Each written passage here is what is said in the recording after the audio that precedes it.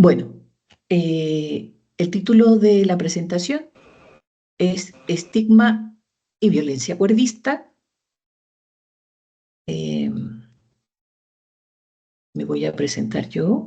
Mi nombre es Lorena Berríos Ibacache, soy comisionada de la CONAPREM, pero también soy parte del colectivo de sobrevivientes internacional a la psiquiatría.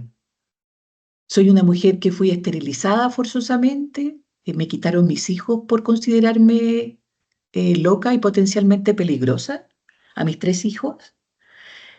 Hace 10 años que no los veo, producto de esa violencia que viví. Hay una deuda histórica hacia las mujeres que hemos sido esterilizadas forzosamente, un reconocimiento del Estado de Chile por ser un delito de lesa humanidad.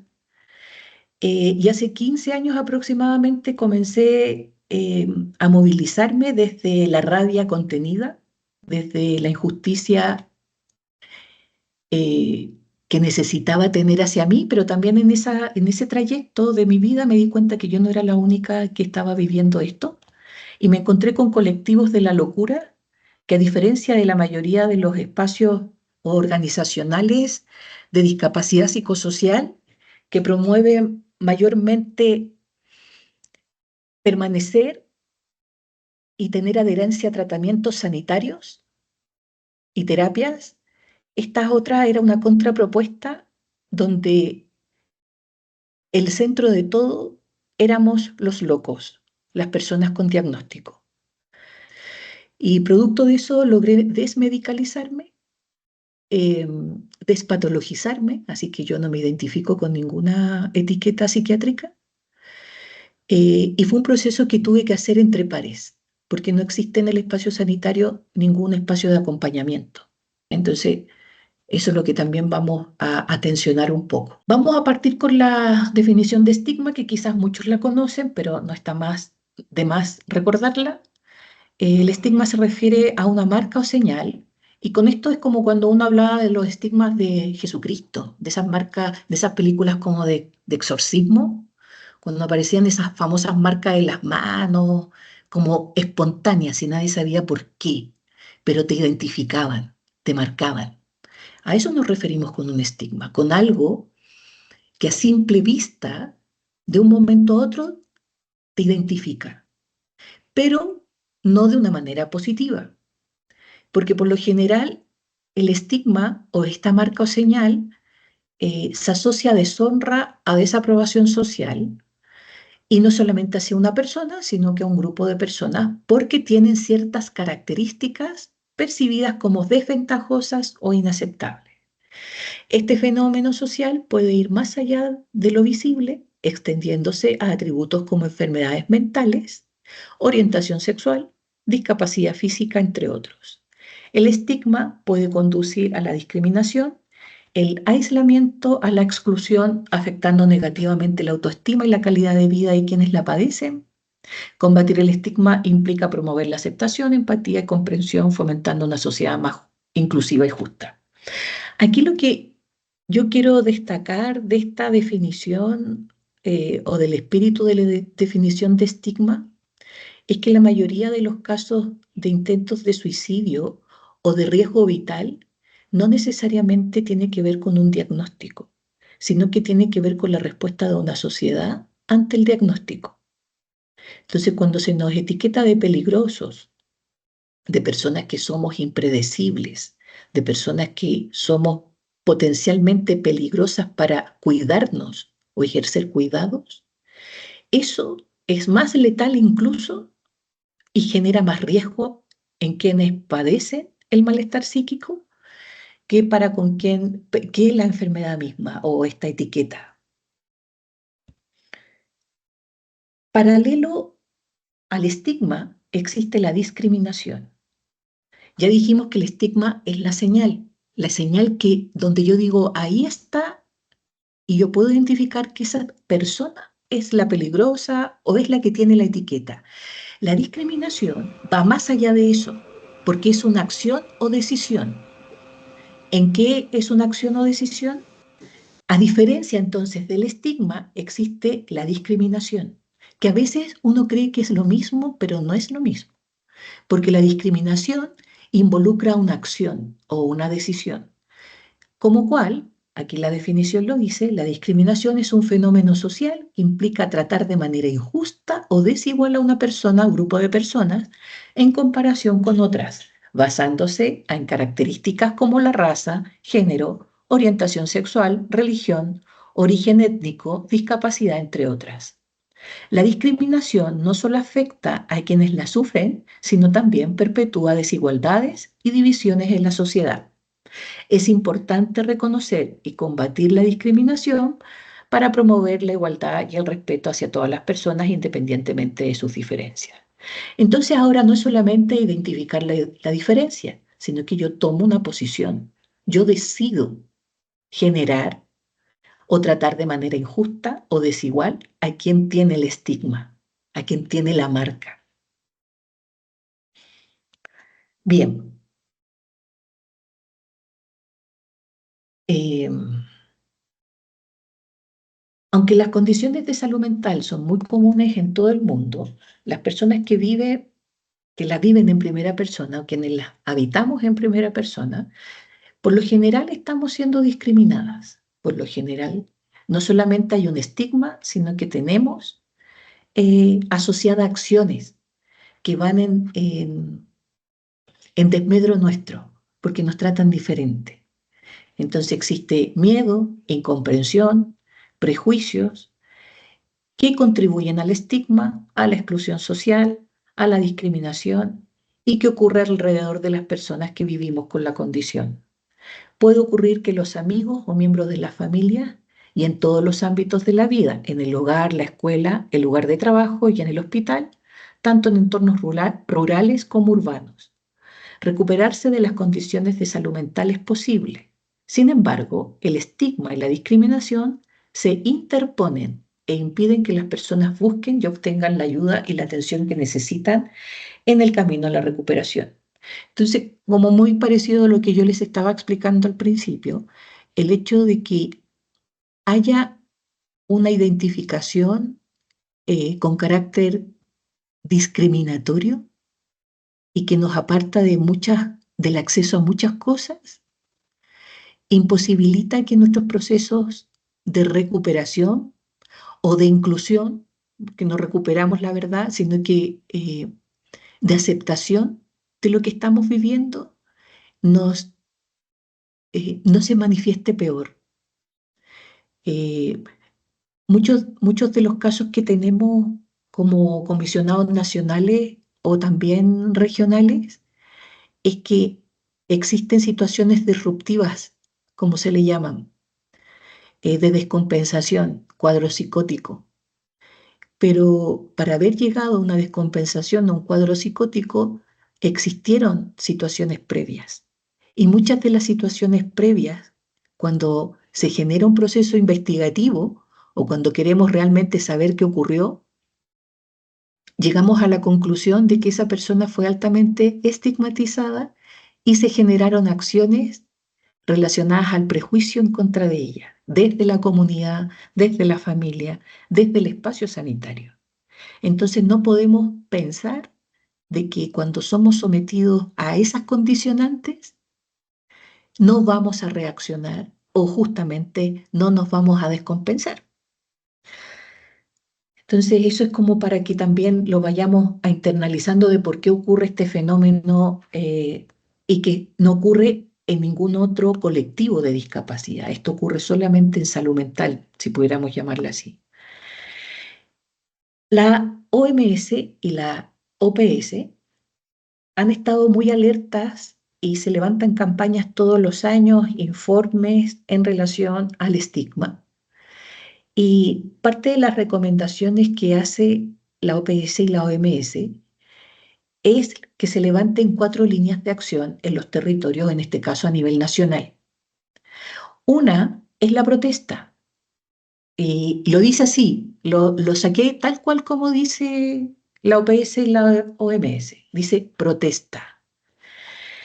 Y la protesta, como para desmitificar también lo que puede significar y no criminalizarla, puede incluir manifestaciones públicas, redacciones de cartas, peticiones boicot de productos y otras campañas de defensa y comunican una clara objeción al estigma y la discriminación. Aquí yo voy a poner un alto porque muchas veces nosotros dentro del colectivo de la locura o de los colectivos hemos generado denuncia hacia espacios sanitarios. Pero lamentablemente nosotros no hemos tenido la complicidad ni de los equipos médicos que intervienen en nosotros, tanto del gremio de la salud como también de los funcionarios. Y lo que suele ocurrir es que el gremio médico y los funcionarios solidarizan y invisibilizan los hechos de violencia que ocurren en el espacio sanitario. Y eso es preocupante, porque quiere decir de que no hay un reconocimiento de que la violencia existe. Y por eso, cuando hablamos de protesta, es muy extraño de que los gremios marchen con los locos, pidiendo mejoras, o que médicos se unan a nosotros en las marchas, o en manifestaciones, o incluso en un comunicado público, sino que por el contrario, el espacio sanitario resiste y justifica incluso la violencia en muchos aspectos. Sigamos. ¿Qué también nos dice la OPS y la OMS en relación al estigma?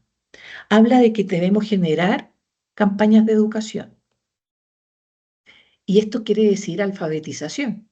Alfabetización o toma de conciencia en los términos de la salud mental, en qué es lo que significa la salud mental, que no solamente es cabeza hacia arriba, pensando que todo pasa por el cerebro o que ahí hay una desregulación química, como muchos médicos lo dicen, como muchos psiquiatras lo dicen, sino que va más allá. Por eso que la salud mental tiene un enfoque social y comunitario y no biomédico. Lo biomédico ya hace más de 20 años que se reconoció que no existía, que no era tal.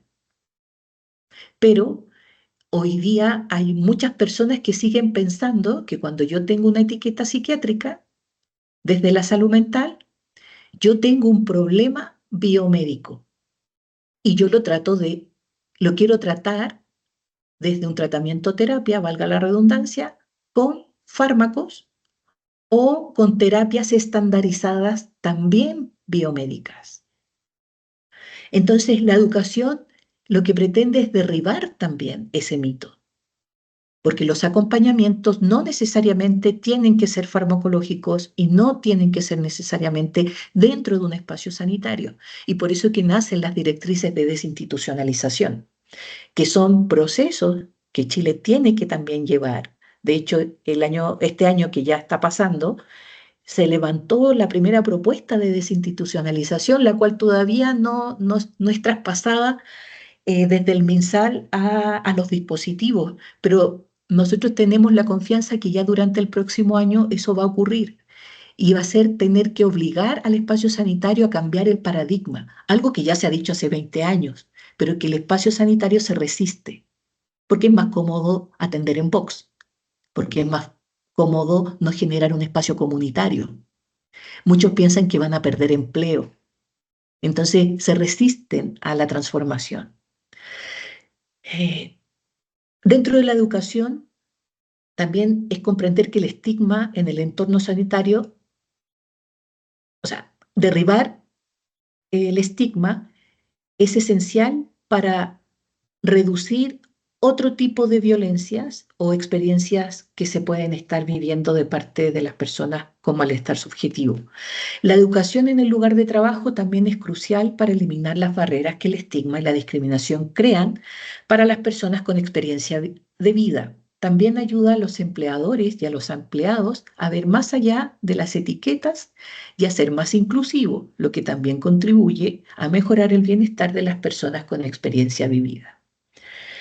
Hoy día tenemos en Chile la estadística dice que la mayoría hoy día de las licencias en el ámbito laboral corresponden a salud mental. No es por problemas traumatológico, no es por ningún otro problema, no es por diabetes, no es eso, aunque son prevalencias que tenemos en Chile. Pero la gran demanda de licencias en nuestro país, y lideramos, es en salud mental. Entonces, aquí también hablamos de cómo afectamos en el intersector.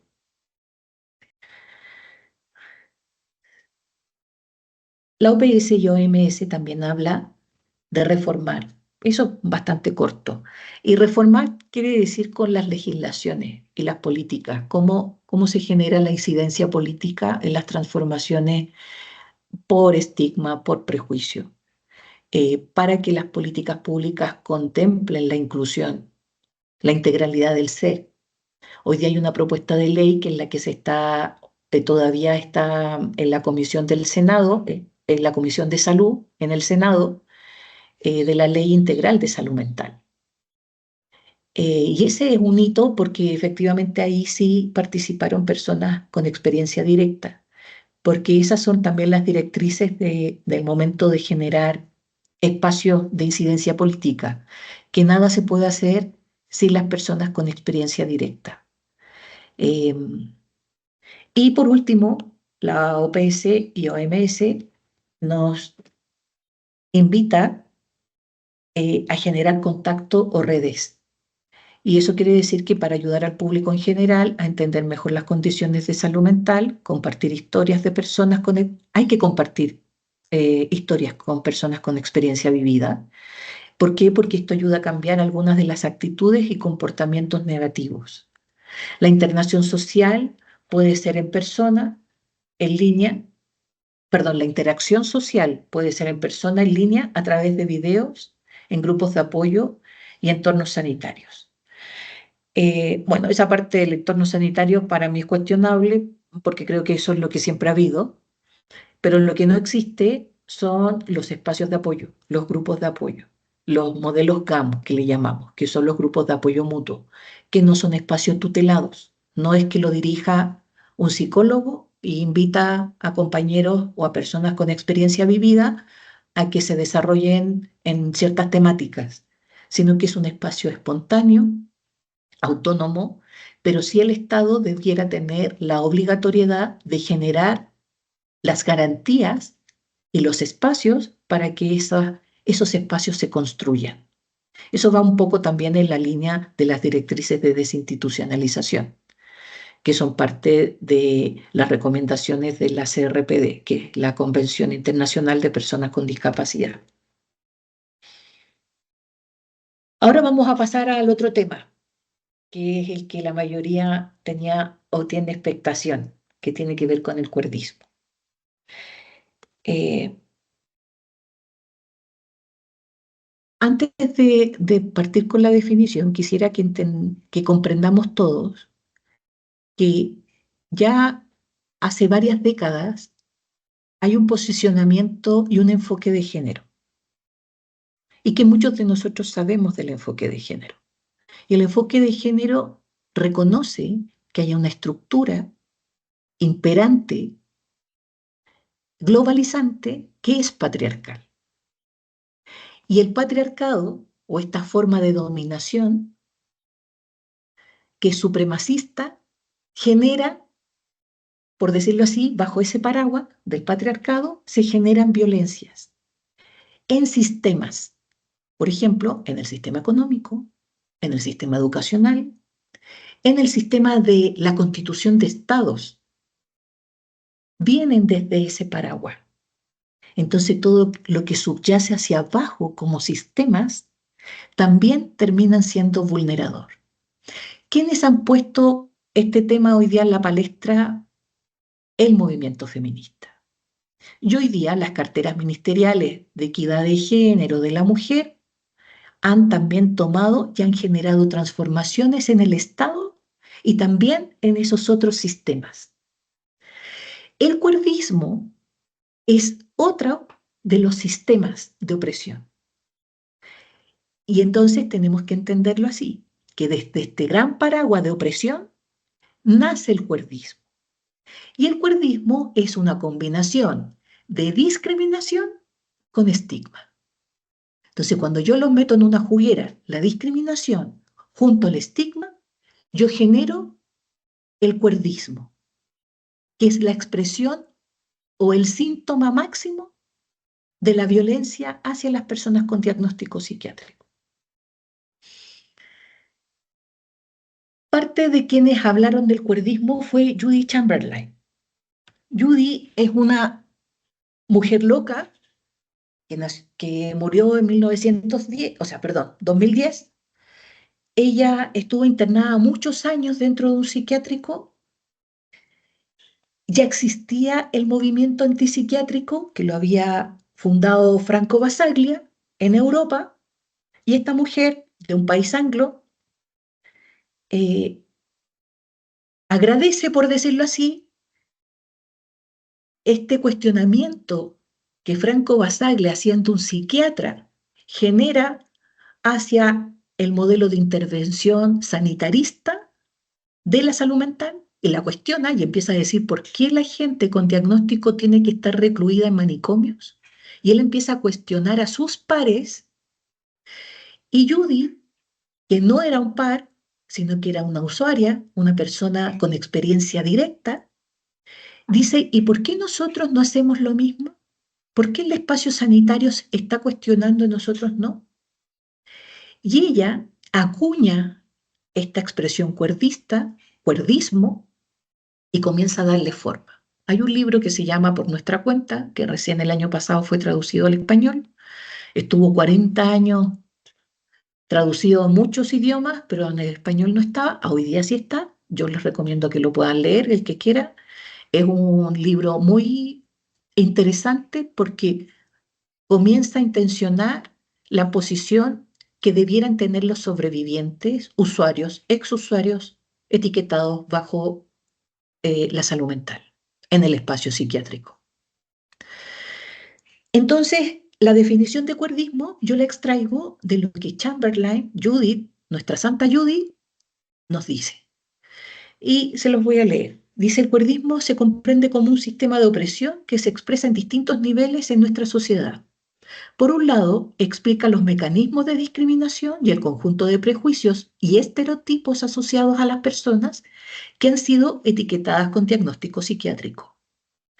Por otro lado, da cuenta de las formas de violencia institucional dirigidas hacia este colectivo en específico, entre los que se encuentran las prácticas de abuso, encierro y segregación. Finalmente, el cuerdismo establece una relación estructural de dominación que sustenta un desprecio epistemológico hacia las personas que presentan diferencias subjetivas. Es así como históricamente las narrativas de las personas locas han sido desestimadas, implicando múltiples formas de anulación y silenciamiento. Creo que buscando definiciones de cuerdismo en muchos espacios, esta es como la que mejor define lo que es el cuerdismo.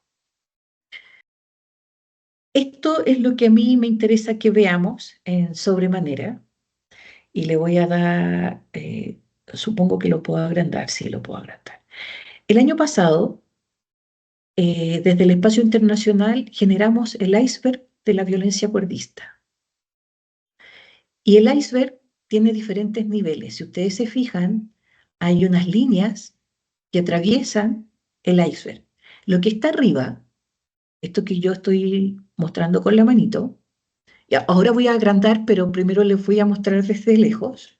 Esto lo que está aquí es la máxima expresión de las violencias cuerdistas, que pueden llegar hasta la muerte. Cuando hablamos de la muerte por negligencia, y que son casos que incluso llegan a ser de connotación pública. Entonces esto es como lo máximo. Esta segunda parte, que es el espacio más gordo, tiene que ver con la estructura social.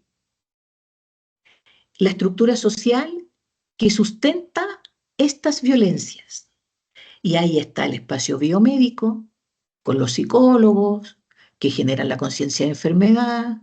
Estoy refiriéndome a psicólogos que tienen una visión clínica, que no transitan en lo comunitario, sino que lo cuestionan, convencen a la persona de que tú tienes un problema orgánico cerebral, no reconocen el medio como parte fundamental y transversal del existir de cada uno de nosotros, y también una sociedad que cree, incluso de usuarios, que creen que el espacio biomédico es el que les va a salvar la vida. Y ese es el macro de la violencia cuerdista.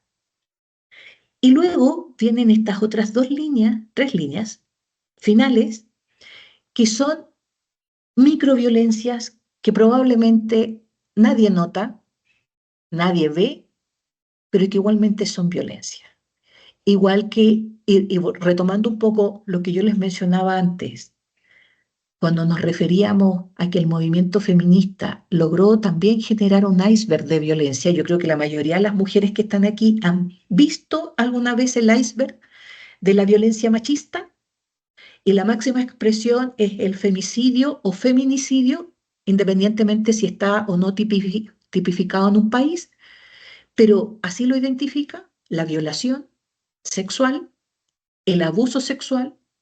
Ese es la cúspide, pero también existen los micromachismos, que es, por ejemplo, cuando uno va, yo voy con mi auto y voy con un amigo y le digo, acompáñame al mecánico porque siento que tiene un ruido, el motor parece, no estoy segura si es el motor, no estoy segura si es el filtro de aire que está teniendo un ruido. Y vamos a un servicio y él me dice, mira, yo conozco uno que es más económico y es de confianza, vamos. Vamos juntos, yo le explico lo que está pasando con mi vehículo, abro el capó, y cuando el hombre empieza a revisar el vehículo, después que lo revisa, en vez de mirarme a mí y darme la respuesta de lo que le está pasando al vehículo, mira a mi amigo y le empieza a hablar a mi amigo. Y yo no existo. Eso es una microviolencia, y que afortunadamente, gracias al movimiento feminista y a todo lo que ha hecho para visibilizar, eso que quizás para alguien no era una violencia y no, nunca la iba a reconocer así, o así como si yo invito a un amigo a comer y cuando se pide la cuenta, el mozo o la persona que está atendiendo le entrega la cuenta a mi amigo y no me la entrega a mí, esas son microviolencias. Lo mismo pasa con la violencia cuerdista. Hay una serie de hechos que son muchas veces invisibles para el espacio sanitario. De hecho, creo que uno de los mayores conflictos de pronto cuando uno hace talleres de esto en espacios sanitarios, que a uno le invitan a hacer un taller, a hacer una relatoría, es que no la reconocen. De hecho, la justifican e incluso se molestan, porque ellos dicen, nosotros no ponemos terapia electroconvulsiva, porque eso nosotros sabemos que está mal. Nosotros no esterilizamos mujeres, aquí nunca se ha hecho. Nosotros nunca, afortunadamente, nunca hemos tenido una muerte bajo custodia. Pero cuando analizamos el final del iceberg, que está aquí abajo, ahí se dan cuenta de que mucho del discurso que tienen pro derechos humanos no era tal. Entonces ahora voy a hacer el acercamiento para que todos podamos verla, ¿ya? A todo esto, si ustedes se fijan a los costados, hay unas líneas que están de manera horizontal, no, vertical. Y esas también nos dicen, por ejemplo, las violencias que son visibles, las invisibles, y por este otro lado, la otra explicación que son de forma explícitas y más abajo implícitas. Y los tramos no son iguales. Entonces, si ustedes se fijan, la cúspide del iceberg nos muestra asesinato, muerte por negligencia, que son las muertes en custodia. Están los abusos sexuales, las contenciones físicas y químicas, la esterilización coercitiva, el electroshock, las medidas de seguridad, incumplimiento del consentimiento informado, cuestionamiento institucional en valoraciones y peritajes, interpretaciones psicologistas de la experiencia individual, agresiones verbales y físicas, y estas son las violencias que por lo general ocurren en el espacio sanitario, ¿ya? Y por eso que están arriba. Adentro nos dice qué es lo que contiene esta violencia, que por fuera la vemos, que es la extrema, pero que acusa algo que está dentro del sistema biomédico. Y lo que está dentro es que la visión que ha tenido la salud mental o el espacio psiquiátrico ha sido siempre iatrogénico. En otras palabras, que esa supuesta intención de hacer bien genera más mal en las personas. Las tutelas, que es cuando hablamos de la interdicción, hay una lógica de siempre pensar que una persona cuando está descompensada o con un episodio disruptivo no tiene conciencia y no entiende. Entonces, en ese momento es interdicta, aun cuando legalmente no exista ningún documento que lo diga, y también eso es cuestionable, pero aún así, sin haber nada, el personal médico hace firmar a un familiar, porque esa persona no está en condiciones en ese momento de decidir. La violencia policial, que tiene que ver cuando hacemos las internaciones famosas administrativas, que muchos dicen, nosotros tenemos que ir con carabineros porque la persona es peligrosa, entonces tenemos que ir con ellos. ¿Y qué es lo que hacen carabineros? Te agarra adentro, te saca, te mete, muchas veces incluso ni siquiera van con ambulancia, sino que te meten a la cuca. Y los internamientos involuntarios.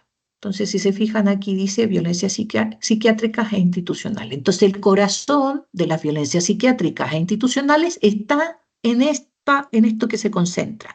¿Y cómo se manifiesta? Con todo lo que vemos afuera. El color, después yo se los voy a mostrar. Abajo hay una división de colores. Si ustedes se fijan, el iceberg tiene colores. Y eso apela a que, por ejemplo, todo lo que está en color azul es lo que está reconocido incluso desde el espacio sanitario como violencia. Lo reconocen. Otras es como lo público, pero hay otro color que lo vamos a ver más abajo, es lo que cuando uno intenciona la conversación no se reconoce o no se visibiliza fácilmente. Por ejemplo, lo iatrogénico lo cuestionan muchas veces. Dicen, no, yo siempre he querido hacer todo bien para nuestros pacientes. Y todo lo que nosotros hacemos es desde el cariño. Me acuerdo una vez en un dispositivo me decían, mira, nosotros, Lorena, cuando fue la pandemia, nosotros íbamos, o sea, así de comprometidos somos con nuestros usuarios, íbamos a dejarle las pastillas y los tratamientos a sus casas y pagábamos de nuestro vehículo, íbamos a dejárselo. O sea, sienten que esa acción es la que fideliza el que ellos tienen buenas intenciones. Sigamos, más abajo. El centro, que es lo que yo les decía, que es como lo que sustenta toda una sociedad. Vámonos por fuera. La expulsión del espacio público de la comunidad. Cuando la gente dice, no, allá vive el loquito o la loquita, y nadie le habla porque todos le tienen miedo. El chantaje que se genera para lograr la mejoría. A mí cada vez que yo tenía, eh, cuando estaba en el psiquiátrico, siempre me decían, señora Lorena, usted se tiene que mejorar por sus hijos. Me chantajeaban. Me decían, ¿usted quiere ver a sus hijos? Entonces tómese las pastillas. ¿Usted quiere mejorarse? Tómese las pastillas. Eso es chantaje. Pensar en que la cura está en volver a la normalidad. La gente piensa de que quien está tiene una forma de ver la vida diferente, está mal. Y como está mal, tenemos que normalizarla. Por eso es que se habla del enfoque rehabilitador en algún momento, que después se queda obsoleto, porque siempre se pensó que había que rehabilitar.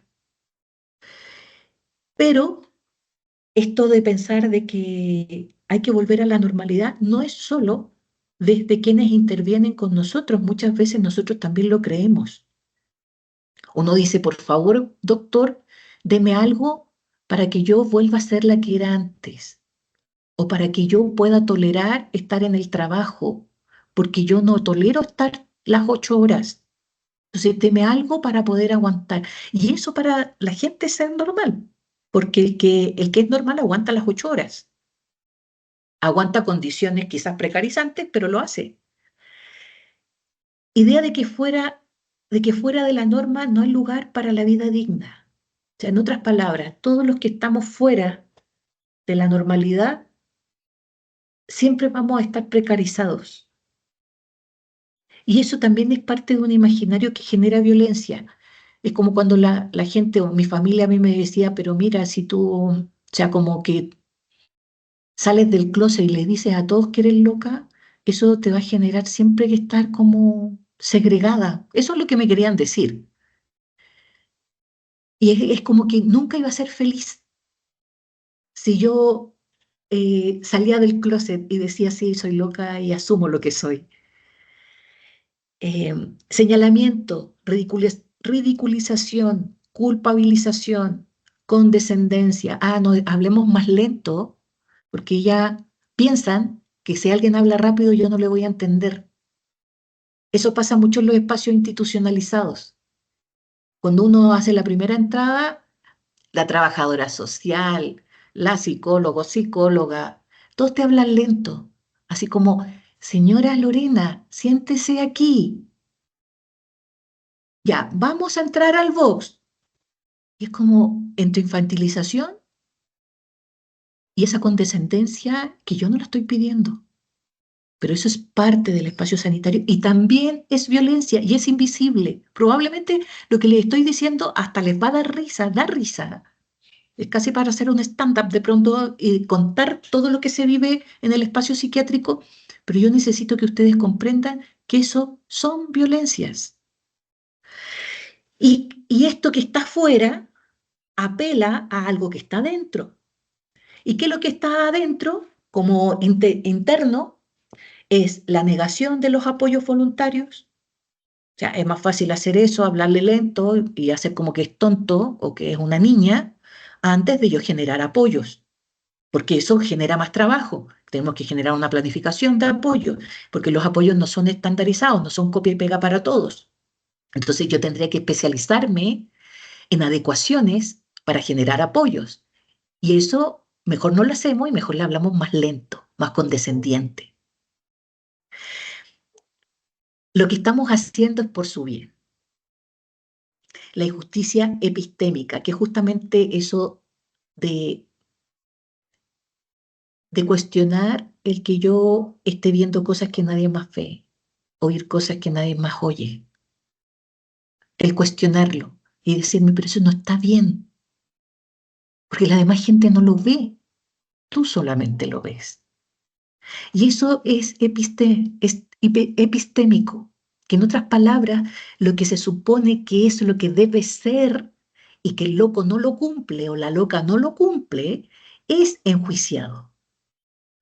La atribución individual e individualización de las causas estructurales. En otras palabras, usted tiene la culpa, o sea, en vez de entender que esto es una estructura opresiva, que corresponde también a este patriarcado de opresión, y esta es una estructura más, la psiquiatría es una estructura más, y el cuerdismo es parte de esa estructura de violencia, yo decir, no, el problema es usted, señora Lorena. Usted tiene que mejorarse porque usted tiene un problema. Entonces yo dejo de pensar que el entorno tiene un problema, que el lugar donde estoy yo, el no tener empleo, el quizás tener acoso laboral en el trabajo, acoso sexual, haber vivido una experiencia de trauma en mi vida y que nunca fue acompañada, en vez de pensar que esos son las problemáticas, el problema es de ella. Es muy neoliberal, a propósito de la psiquiatría, muy neoliberal. Siempre le echa la culpa a la persona y no comprende el medio.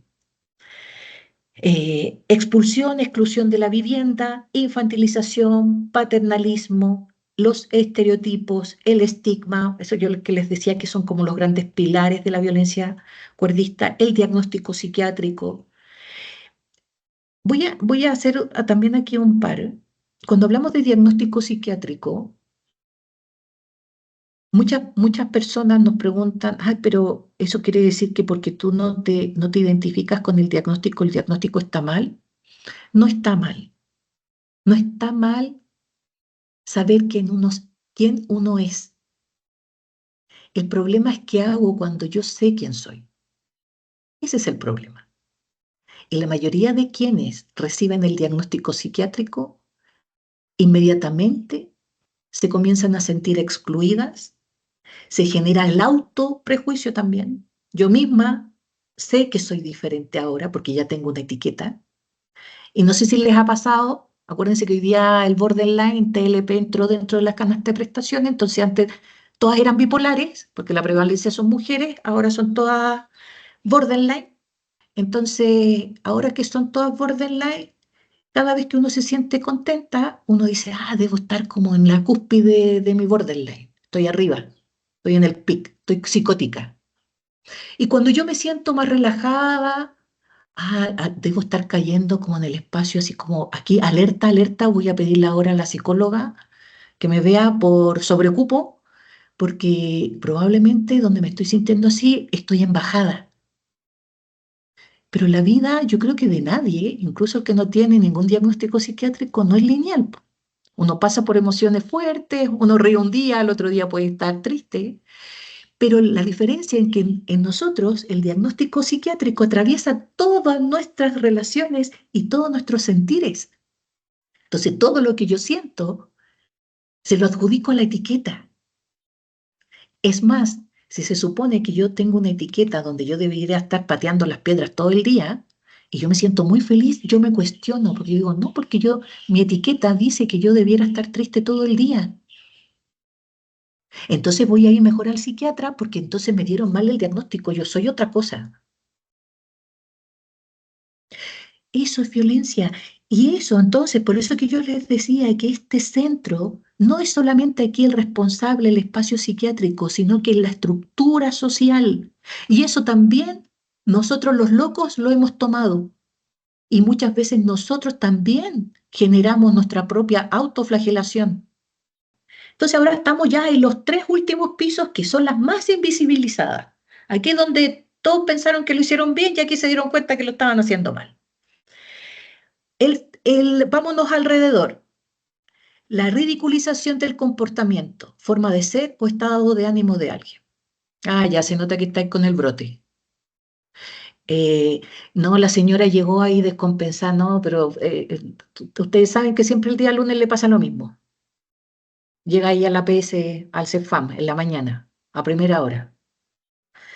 Y eso se hace de manera interna muchas veces.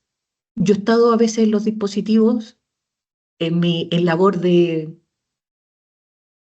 no de comisionada necesariamente, porque también habito otros espacios internacionales de defensa en discapacidad psicosocial, y no saben, como uno la ven relativamente cuerda, porque no han hablado conmigo todavía y no saben quién soy, piensan que yo soy del personal sanitario y se empiezan a referir a mis compañeros de forma despectiva. Y eso lo hace desde el que barre el piso o la que barre el piso hasta la enfermera jefe.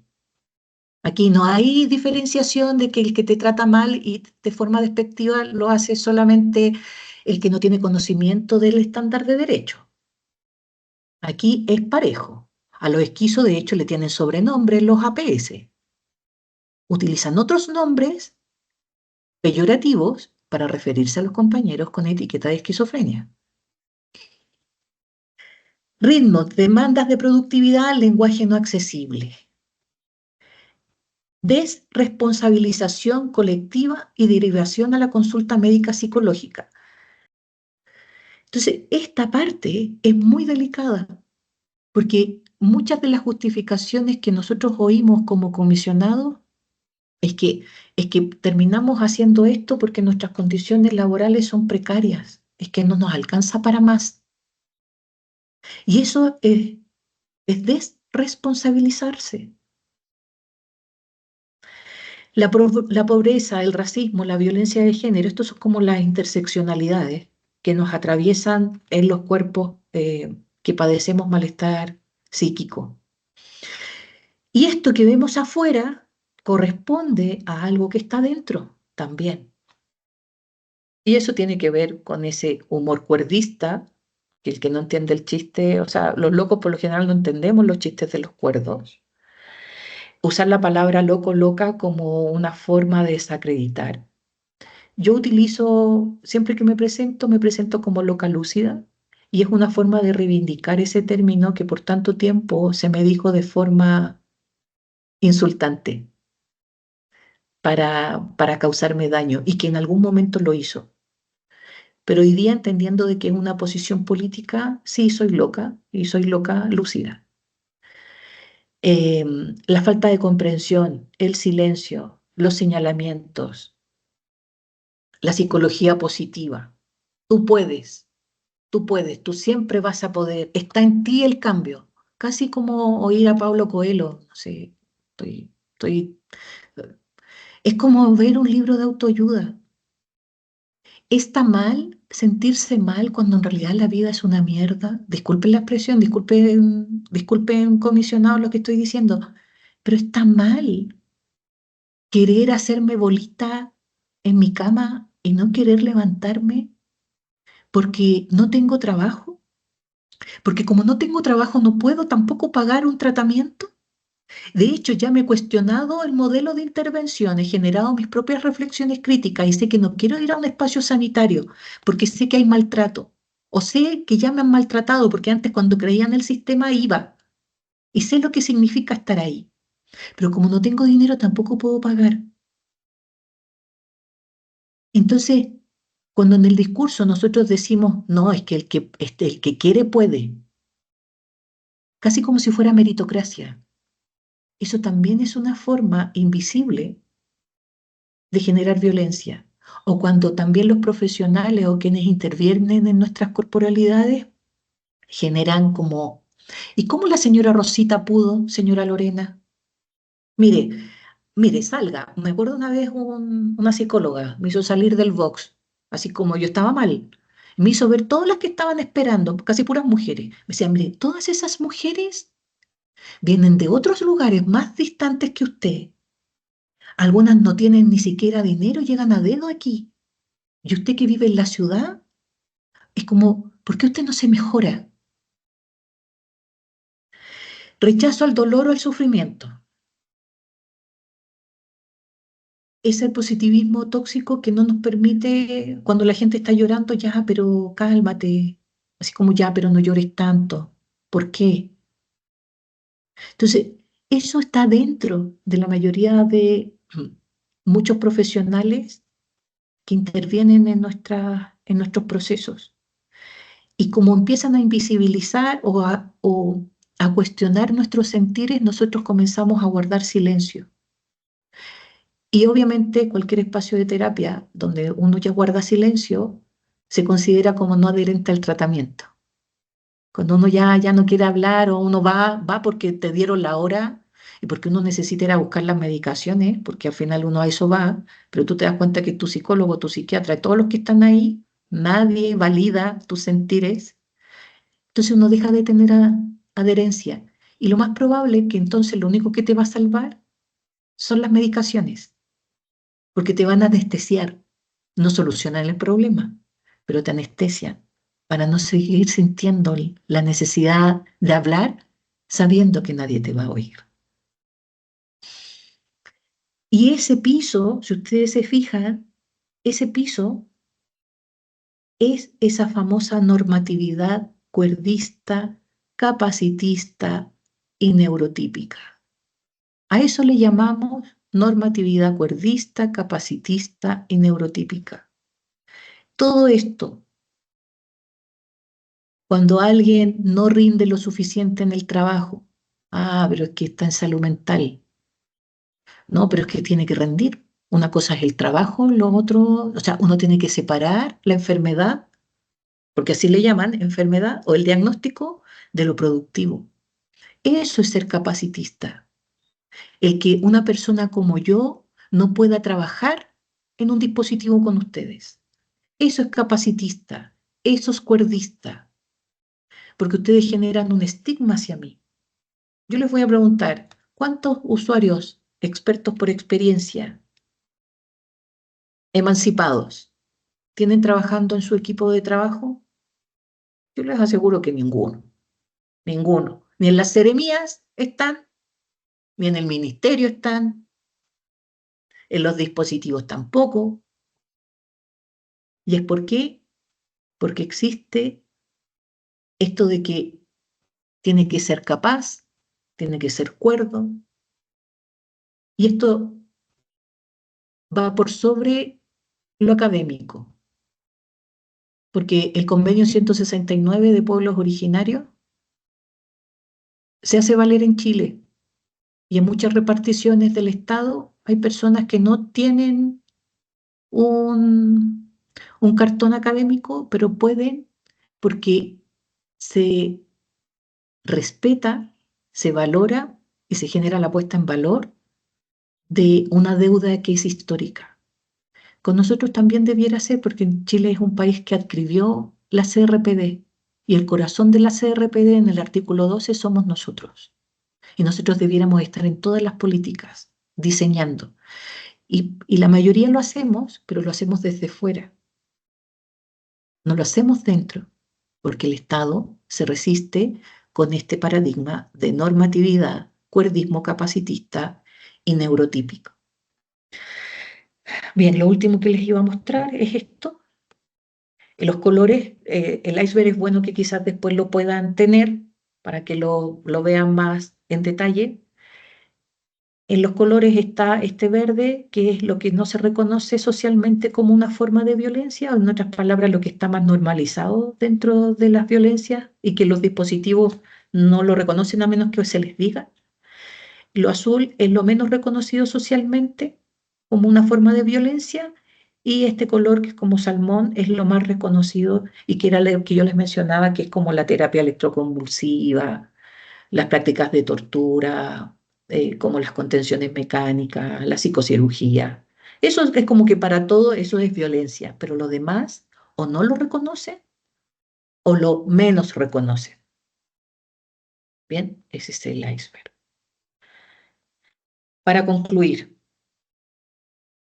tenemos claro desde nuestro colectivo de usuarios, exusuarios, sobrevivientes, personas con experiencia directa, locos, locas, discapacidades psicosociales, sabemos que no todos ustedes han recibido un electroshock o una esterilización forzosa.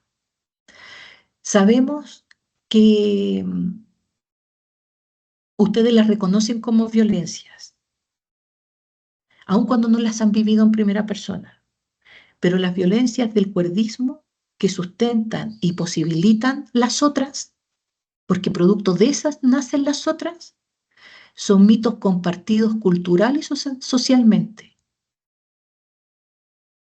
creencias extendidas de las que somos parte.